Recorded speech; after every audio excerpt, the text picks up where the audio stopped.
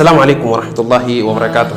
كبجمتوتا في جالة تمتوتا داوتوتا ميديا مرافقو أكم جرتن نجا في يادا جرجرتو نماسان تكا قدان ماتي في واجين على منان نماسان دخيسانو فيقب دنيمي الحمد لله خن أسنو كه تجناتي في الليل تا فولدراتي في الليل إساتو بيخا أكما يروهن دا بيلما خيسان كبجنة يروهن دا خيسافو ويا إسنينا قلقلا سمبران جها ترتي أرانتناسكا هنو الحمد لله فدي ربيتين ولد جاني تجرا لا تقبيني سينك أبتين فتن تن أكمي يجون كيسين نولمو قبين كيني خنرا أكما يروتاني وروتن سينا جاري هوجتن ولا ما هو تخيني خيسايز Oromoo tahiisahis hundahu kopi galme seenaa kan guyyaa isinaa kanarratti kan isin biraan keenya jechuudha. Aranta nagaa kopi galme seenaa keenya qaban kanarratti kan qabannee dhufnee sheekheenya aalima beekamaa kan ta'e kan baha Oromiyaa kana keessatti fi akkasuma guutuu biyyattii keessatti illee nama ilmi adda addaa barsiisuudhaan gorsa babbareedaa keessaafuu kan gorsa yoo dhageeffatte yeroo gabaabduu keessatti ni jiraami waa hundinuu seefsii ta'u. Memory samu tadi tuang save si tahu. Isan ejura ini selat nyuji cungke saya nolong. Sheikh Musa Soalati.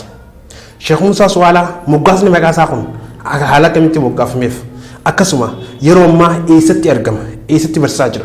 Wanjo guduti sena saatana hagataka kan isim berangge nyutanam sujudan kalatira sanifu kami sena tanah dawane khawalit chantana sena tanah kan kopese waida khenya badrialiti walman dawane kan walit chantana ambayan abdu jalili amballeme nufan turti gade cara sujudan gara saganta نور قلبي إذا كفيفني كرجم تبارك تبانني بالخدا سر الجنة سلا دكان كيس داباني نور قلبي إذا كفيفني كرجم تبارك تبانني السلام عليكم ورحمة الله وبركاته جرجرتو هردفتوتا ميديا مرافق كنت رباني تلتكو كنسينيف داتو قبي قلمي سيناتيم بيكينيا كان الراكي ستيم سينا علماء بيكما تكو ولسيم برسيفنا أمدو مساقنتا كينيات نفانا تران أفر راكينيام نور قلبي إذا كفيفني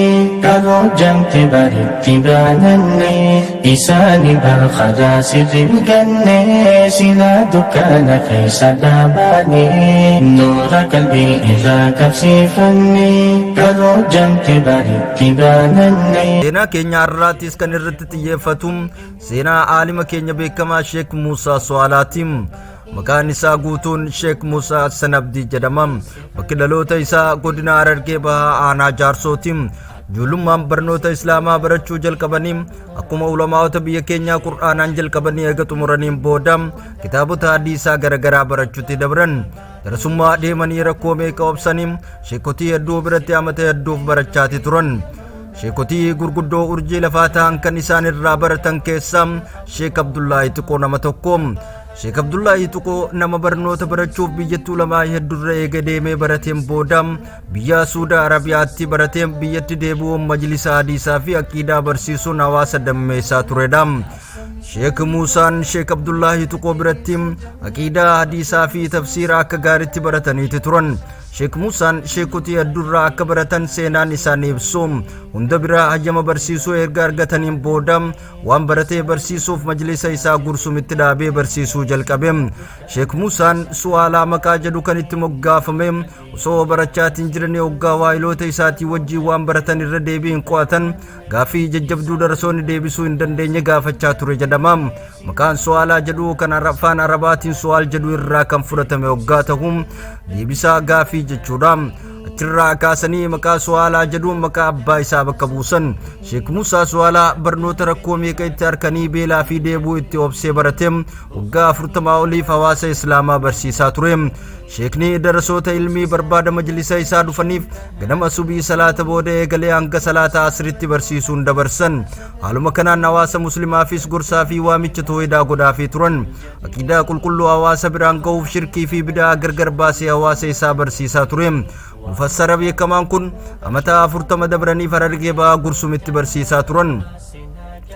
Darasoonni beekumsa barbaadan Oromiyaa bakka adda addaatti Sheek Muusaa Su'aalaa bira dhufanii bahara beekumsaa irraa waraabbachaati turan. Harargee hanga Arsii, Jimmaa hanga Baalee fi Iluu Abbaa Booraa irraa dhufanii majlisa irratti barachaati turan. Sheekotii hedduu ummata fayyadan amata 40 dabraniif oomisheeti ture. Ammas itti jiru. Umrii nama tokko amata 45 oliif hoggaa barsiisan dadhabee ifadde osoo injii mindaa tokko malee barsiisaati turan. Tafsiira afaan Oromootiin waraabanii sagaleen qopheessuu warra barachuu fedhuuf haala bareedaa fi gabaabaa namaaf laafuun qopheessaniiti turan. Kana malees yeroo ammaa kana weebsaayitii mataa isaanii daleessisuudhaan tafsiira isaa haala adda ta'een musliimoota afaan Oromoo dubbataniif bakka jiranitti dhaqqabsiisaa jiru. Yeroo ammaas barnoota aqiidaa musliimoota afaan Oromoo dubbatan bakka jiranitti weebsaayitii isaaniitiin dhaqqabsiisuuf hojjechaatiin jira jedhan. Dhaabbanni TV Afrikaa soomana akka lakkoofsa hijiraa 1436 dabre kana irratti gara Suudaan dhufee qophii fatwaa irratti akka dalagu kan gaafatan hoggaa ta'u Sheek Muusaan garuu darasoota kiyya namaan itti dhiisee deemuu hin qabu jechuudhaan affeerraa godhameef dhiiseeti jira jedhama. Sheek Muusaan barsiisaa hawaasa muslimaa dadhabee ifaddee hin beekne kan hoggayyuu barsiisuu jaalatuu fi xiqqaa fi guddaa kabajuun beekamuudha. Namni hundi isa biratti kabajamaadha. Haala gaarii fi gara laafina gorsa jaalatan darasoota isaatiif ulfina guddaa qabam. Diin Rabbii tuqamnaan halkan tokko oolee hin buluum. Waan Rabbii fi Rasuulli sallallahu alaihi wasallam itti ajajan hunda ibsuun sodaa tokkollee hin qabu. Alaabaa shin gaafa biyya seentee dirqamaan naqee balaa jechuun jalqabdeem sheekni aqiidaa isaanii tan kijibaa saaxiluun ummata muslimaatiif dirree bahee ibsaati ture. Jallina isaaniitiis ibsuun qofa osoo hin taane ahbaashiin beekumsaa fi beekaa yoo qabaatan walitti dhufnee wal haa morminu jechuudhaan ibsanis ahbaashiin toora isaanii dhufuu hin dandeenye. Aqiidaa fi xiyyeeffannoo kennuun aqiidaa ahbaashiin biyya seentee kitaaba aqiidaa hedduu barsiisuun muslimootaa fi karaa hedduudhaan gorsa laachaati turan.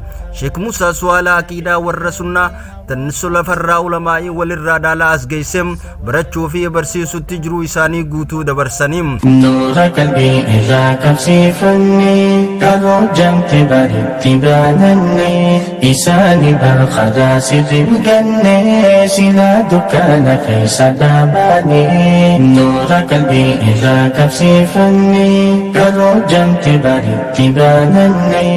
Alimni beekamaan kun jiruu isaa guutuu musliimoota tajaajiluudhaan dabarsan ammas itti jiruum. Sheek Muusaan kitaaba Islaamaa kan afaan Arabaatiin barraa'e 3,000 ol dubbiseetiin jira jedhan.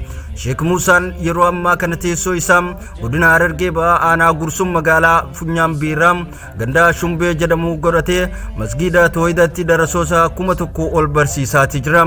Kana malees Sheek Muusaa Su'aalaam TV Afrikaa irratti qophii afaan Oromoo irrattis gorsa adda addaa kennaati jira. Sheek Muusaa Su'aalaa Rabbiin umrii haa dheeressu jecha dalagaa isaa irraa haa jaalatu jecha qophii keenya kan galmee seenaa irraaf qabannee dhiyaannee asuma irratti xumura. Qophicha qopheessuun kan isin faana turen Badri Aliiti. Hanga qophii birootti walitti deebinutti nagaaf jaalalaan nu tura.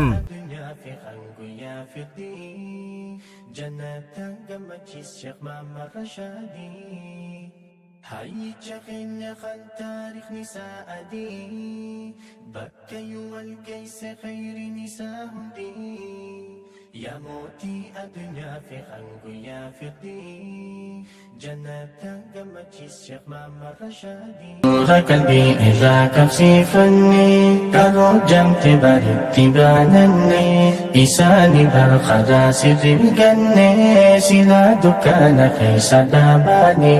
نور قلبي إذا كفسي فني كارو جمت بارد تبانني إساني برخدا سر الجنة سلا دكان خيس داباني.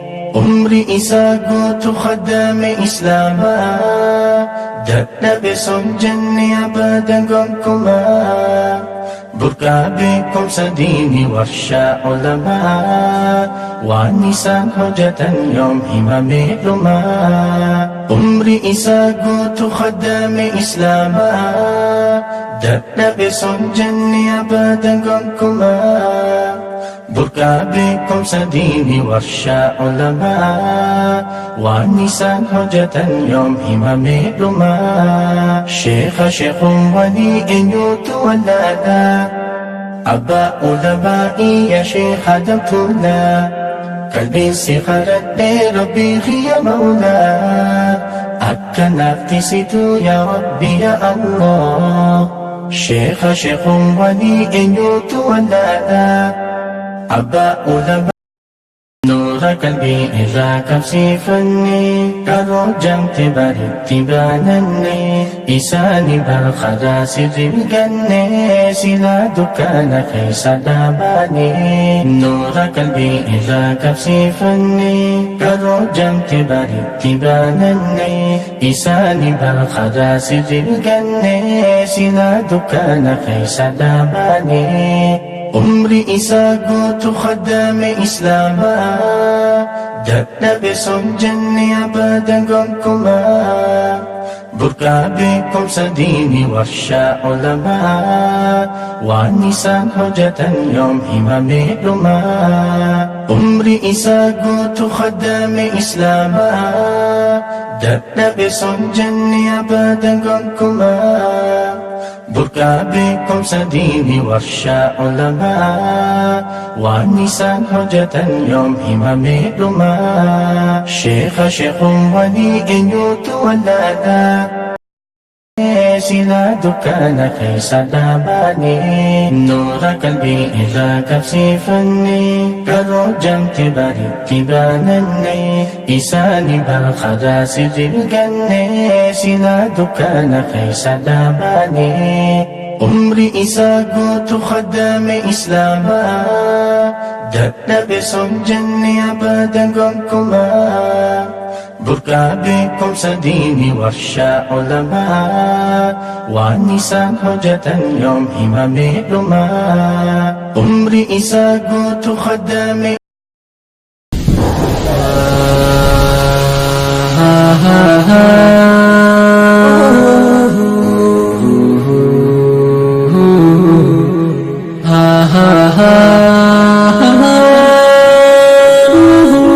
في جالتمتوتا daawwattoota miidiyaa mooraa Fukuk qophiin keenya qophiin galmee seenaa kana fakkaata. Qophii galmee seenaa kana keessatti waa hedduudha hubanna. Roga Khaninis roga Oromomaatiinis karaalee hundaanuu warroottan seenaa babbareedu dalagan haala kamitti nutis karaa isaanii kana dhaalla waan jirutti seenaa kanarraa waa hedduu akka hubatan abdii qabna. Qophiin keenya kanarraa kana fakkaata. An hanga ammaatti kan isin wajjin ture Bayaan Abdii Jaliilii يا رب راه ولدتنا ورا تربا ولا ركنوا ابو رجاله والسلام عليكم ورحمه الله وبركاته